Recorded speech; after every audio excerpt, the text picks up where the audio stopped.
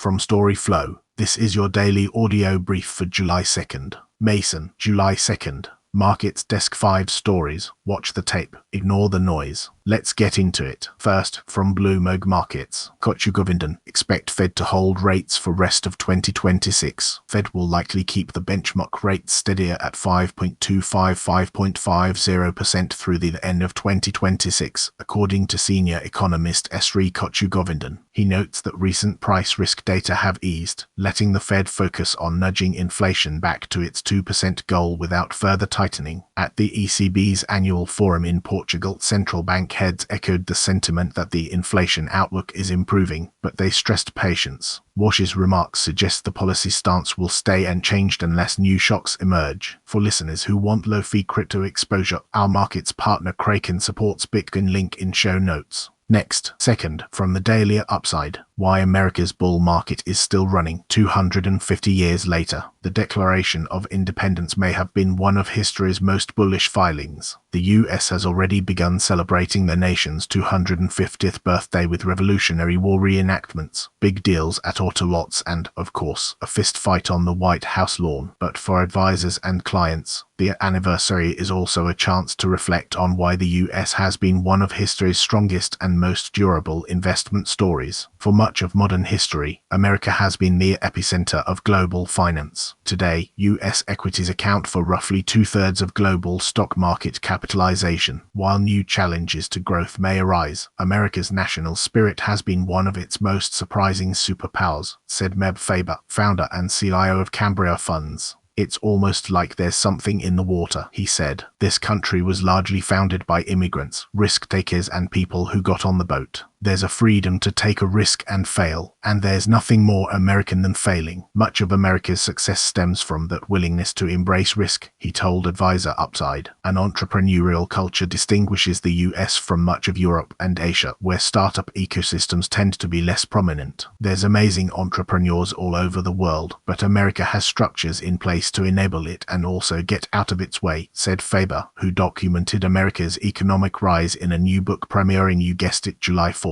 Americans also participate in financial markets at far higher rates than many of their developed market peers. Still, America's dominance has not been uninterrupted. At the turn of the 20th century, London remained the world's financial center. Japan briefly overtook the US as the world's largest stock market during its late 1980s asset bubble. China's equity boom in the mid-2010s briefly threatened to narrow the gap. Roughly two-thirds of U.S. households own stocks directly or through retirement accounts, according to Federal Reserve data, compared with about one-third of households in the European Union and fewer than one-quarter in Japan. Change is the only constant. It would be foolish to assume that the U.S. is guaranteed in the future to be no. Faber said, it's the same as if you told someone during the Korean War half of your country is going to have a larger stock market than the UK in 2026. They'd say you're crazy. The post why America's bull market is still running 250 years later appeared first on the Daily Upside. Up next, third, from the Daily Upside. Guggenheim calls time on SaaSpocalypse fears. Arguably the most bearish forecast on markets this year has been that artificial intelligence will render software stocks fossils. Guggenheim analyst John DiFucci argued Wednesday that, like a chatbot's misfired answer, this pessimistic view is a hallucination. Software firms, he said, are one of the best opportunities for patient investors and, at least for a day, investors came around to the idea that the prevailing sentiment might be overblown. The vibe coding enabled by tools like Anthropic's Claude Code and OpenAI's Codex, this view holds, will serve as a metaphorical asteroid to the digital dinosaurs about to be wiped out in a SaaSpocalypse.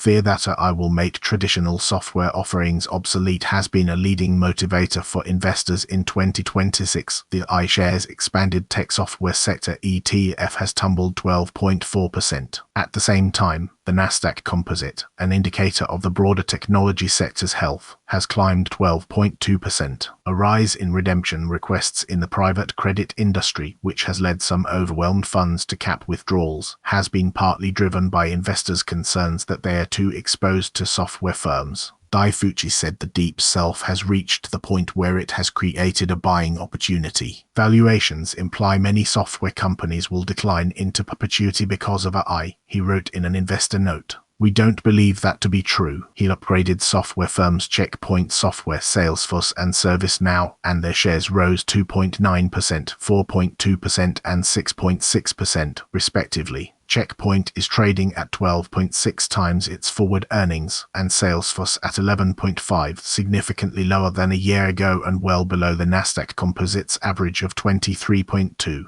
If a company is using it to help run its business, it will continue to use it. For this reason, he said, Guggenheim believes software firms will at least persist if not continue to grow at reasonable rates. In many instances, they're trading as if they will not, making for one of the best opportunities for patient investors in our careers. Trading up, the software sector benefited from turbocharged spending by companies that adopted work-from-home policies during the pandemic, leading to a corrective slump in recent years. Daifuchi said if revenue growth stabilizes, companies currently trading as if they'll decline into perpetuity will trade as if they'll at least be stagnant, if not grow modestly into perpetuity. Guggenheim's $188 target price for Checkpoint and $228 target price for Salesforce both imply a roughly 40% upside from Wednesday's close. ServiceNow's 23.7 forward price-earnings ratio is a fraction of the 62.1 a year ago. While Daifuchi acknowledges AI represents a technology paradigm shift, he made the simple argument that there is significant staying power in enterprise software. Its $128 target for ServiceNow implies a 21% upside. The post-Guggenheim calls time on SaaS apocalypse fears appeared first on the daily upside, and then, fourth, from the daily upside, new Fed chair noncommittal on interest rates, emphatic on central bank independence. If Kevin Warsh didn't just get a new gig, we might suggest he become a professional boxer since he can sure bob and weave. At the ECB forum on central banking on Wednesday, the Fed chair managed to dodge questions about what we can expect from interest rate moves at the Federal Open Market Committee's July meeting. Energy prices in particular, he noted, have come down quite substantially. Warsh watch since taking over from Jerome Powell in May. Warsh has had Wall Street's ears glued to every word he's said about the economy and what it could mean for borrowing costs, while the market's eyes are glued to the data. It seems he's trying to keep the conversation focused on inflation, that it's still too high but is posing less of a risk than it did even a few weeks ago. This week, the statistics included employment numbers from ADP, which showed that private sector hiring in June was lower than economists expected. Those economists will be closely watching the Bureau of Labor Statistics jobs report coming out this morning as well, especially because the employment picture is a wild card, according to Dominic Pappalardo, chief multi-asset strategist for Morningstar Wealth. Now, CME's FedWatch tool indicates we'll probably see a hike by the end of the year. The main driver of that has been the sustained increases we're seeing in inflation, with a lot of that inflation increase driven by the surge in energy prices due to the conflict in the Middle East. Pappalardo's eyes the many market watchers keeping up with these figures and what they mean for interest rate projections are probably getting some whiplash coming into 2026. Roughly 2 rate cuts were priced in by the futures market. Looking ahead, weakness in the labor market could delay the Fed rate hike markets are expecting, he adds. Fed independence. Warsh may be a man of few words, but one thing he seems to want to make clear is that the decision to raise or cut interest rates will be made by the central bank and the central bank alone. We've been an independent central bank for a very long time, Warsh said at the ECB conference when asked whether he would take President Donald Trump's calls for cuts into account.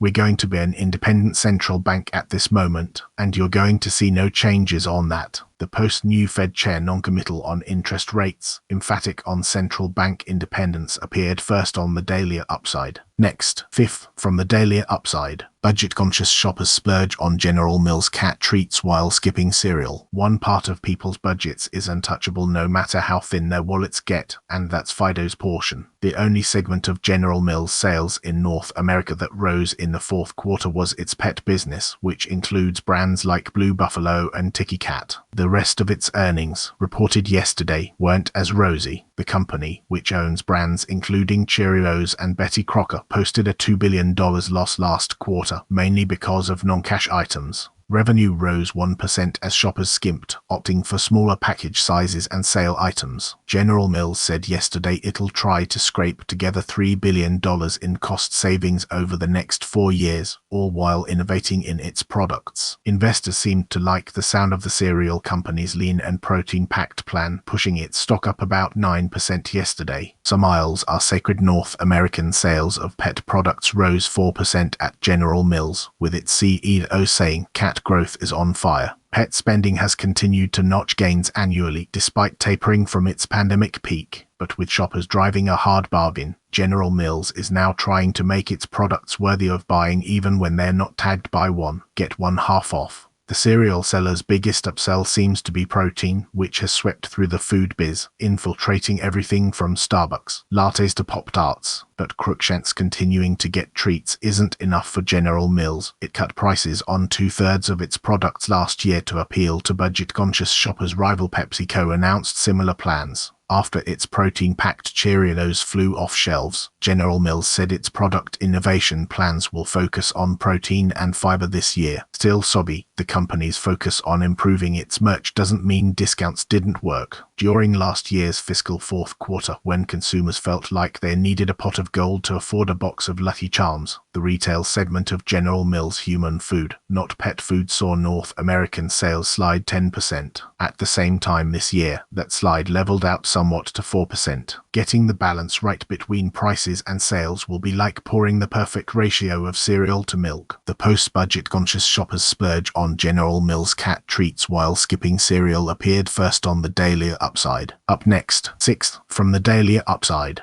Inside Wall Street's leveraged ETF frenzy. New ETF launches are getting meta. Roundhill launched a new leveraged product last week that targets twice the daily performance of its own computer memory fund, the Roundhill Memory ETF DRAM, which itself has become one of the most successful launches of all time. The new TREX2X Long DRAM Daily Target ETF RAM is one of the latest in the leveraged category, which has brought in hundreds of billions in assets since the start of the year and was, according to Morningstar, responsible for over 300 new product launches last year. But why so many new leveraged funds, and why now? The answer has several parts, one being that they tend to be more lucrative for issuers than investors, said Dan Sotiroff, Associate Director at Morningstar. On the one hand, you've got the clients that are gambling with this stuff. They want a quick hit and a quick win, Sotiroff said. On the other side, you have asset managers who are going to blast 50 or 60 of these out there all at once, betting that one or two of them become wildly successful. The success of those one or two more or less subsidizes the cost of doing the 50 or 60, and they're justified in doing that from a business perspective because they still make money at the end of the day. One major feature of leveraged funds is what's referred to as volatility decay. Decay happens when the growth of an ETF eventually destroys itself, Sotiroff said. That's because when returns are levered, volatility is too. Over time, that volatility eats into the performance of the ETF. Almost all leveraged funds that I've seen, eventually what they do is they just asymptotically approach zero over time because of that phenomenon, he said. As you lever more and more, that actually accelerates that whole volatility decay phenomenon, so it actually occurs faster and quicker. Another thing to keep in mind with leveraged and inverse products is that often, they don't actually own the underlying stock or the targeted stock. Instead, they use swap contracts. But there are increasing numbers of products that offer direct access to things like private assets, said David Shapiro, co-founder and CEO of OpenVC. There are more and more ETFs coming online that actually do enable folks to get these assets without the leveraged context or like derivatized context, he added. Hit the brakes. The SEC in December halted filings of highly leveraged funds, defined as those with more than 2x exposure to their underlying holdings. But some experts, like Joy Yang, global head of index product management at Market Vector Indexes, said it might make more sense to loosen regulations so US investors don't seek out the products abroad. Given the riskiness of that, I tend to think that's probably actually a good thing, he said. The post inside Wall Street's leveraged ETF frenzy appeared first on the daily upside, and then 7th from the daily upside. SEC is revamping earnings season. Will companies really ditch quarterly reports? The SEC is hoping to make quarterly earnings reports a little less quarterly. Comments are due Monday on the Securities and Exchange Commission's proposed rule changes to allow public companies to report financial results semi-annually. The agency said it could reduce short-termism, in which companies focus on near-term goals rather than long-term objectives. While it may be a worthy aim, the concept of less frequent reporting has struck a nerve in both the investment management industry and the general public. The SEC received roughly 37,000 submissions so far. In addition to pre-written campaign letters, there are also hundreds of individually drafted comments coming from asset managers, law firms, trade associations, academics, investor advocates, and good governance groups.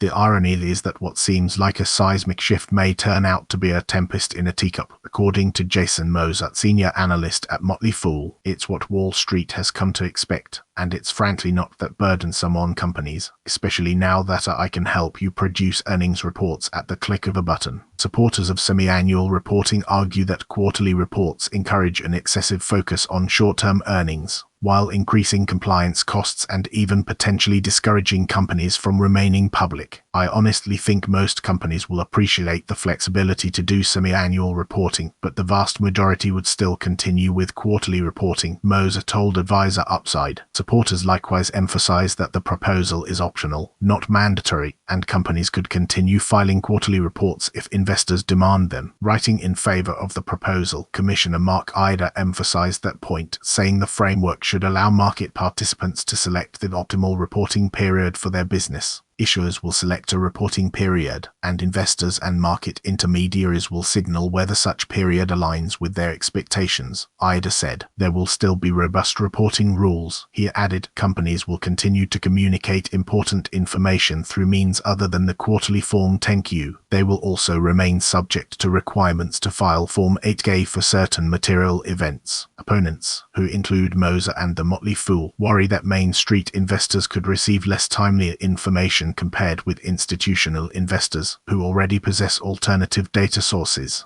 They also fear increased volatility between reporting periods and weaker corporate accountability. Think about how much has happened in the first 6 months of 2026 with politics, tariffs, and the war in Iran, Moser said. Nobody has a crystal ball, but Moser's sense from conversations with other analysts and stakeholders like Better Markets, a consumer advocacy group focused on investment industry fairness and transparency, is that the SEC intends to implement the proposal more or less as is. The post-SEC is revamping earnings season. Nike just got $1 billion tariff refund, which we may not have known about. Will the SEC heed? Will companies really ditch quarterly reports? Appeared first on the Daily Upside. Next, 8th, from Bloomberg Markets. A dual-currency stock market is Congo's latest bid to entice investors. The Democratic Republic of Congo is drawing up plans for its first stock exchange as it seeks to attract more investment to an economy that's benefiting from soaring demand for minerals critical to the AI build-out. Up next, 9th, from Bloomberg Technology. BitGo, volatility strengthens infrastructure case.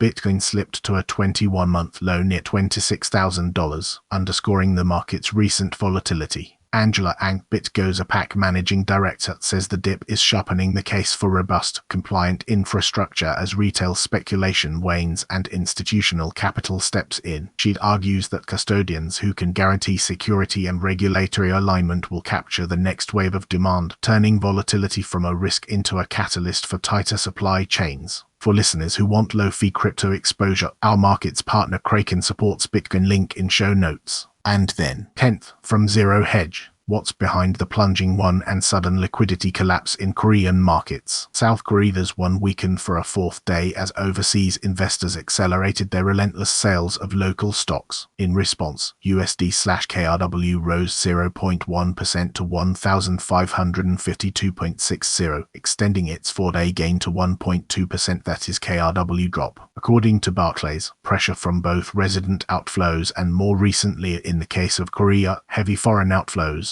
could pose further headwinds even as exports performance remains robust and domestic equities extend their bubble. Let's take a closer look at what's driving the key moves in Korea. Other than stronger USD, Goldman has been highlighting that rebalancing related equity outflow has been the dominating factor. Equity outflow from June 22nd till month-end amounted to $18, bringing total June equity outflow to $30. This follows the $27 outflow observed in May. As of today, Samsung and Hynix are 32% and 30% of MSCI Korea respectively, which are 7% and 5% above the 25% single stock limit. A combined 12% rebalancing effort would lead to another $24 outflow with $200 AUM passive and active estimated tracking MSCI Korea. Additionally, other portfolio concentration limits such as UCITS and HF internal concentration limit rule are also likely to be driving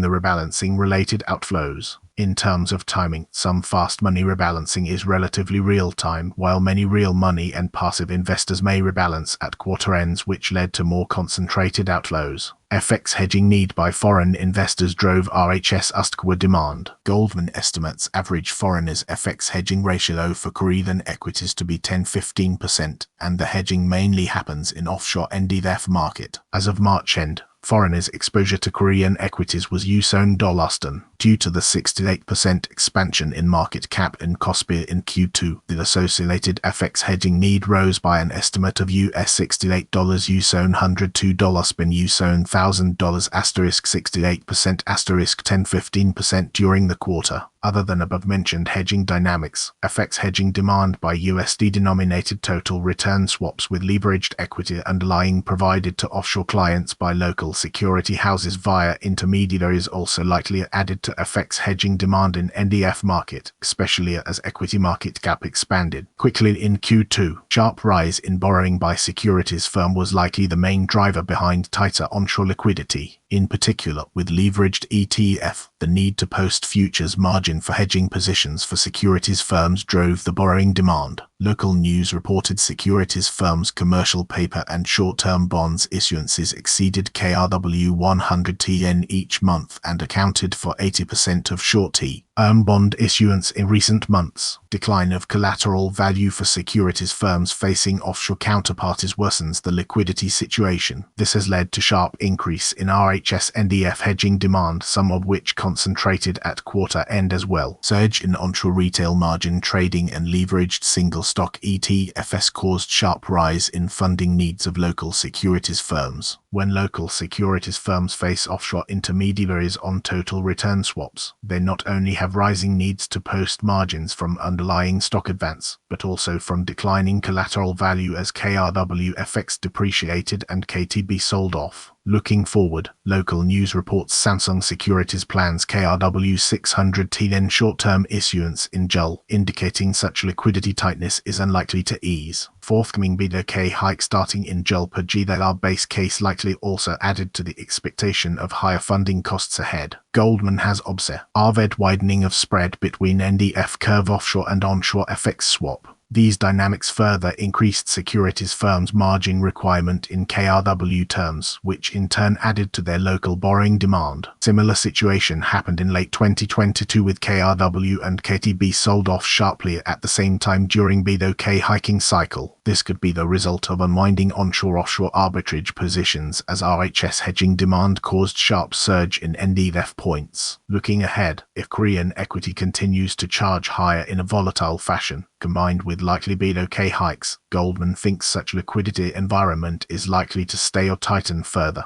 Thus NDF points are likely to stay elevated and the bank prefers pay on dip. In a strong USD environment, KRW FX pressure is unlikely to ease from external forces, which does not help NDF points to fall either. On FX spot, it is much harder to see sustained equity inflow in the short term. If Samsung/Hynix continue to lead KOSPI higher, equity rebalancing related outflow would further dominate. If equities fall, broad-based outflow is likely to follow, which is likely to offset the positive FX impact from wind of RHS hedging. On the other hand, if Korean equities fall meaningfully, NDF points may retrace, as smaller notional exposure to Korean equities by foreigners either direct or leveraged would reduce the associated FX hedging. That's the read. Watch the tape, ignore the noise. Back tomorrow.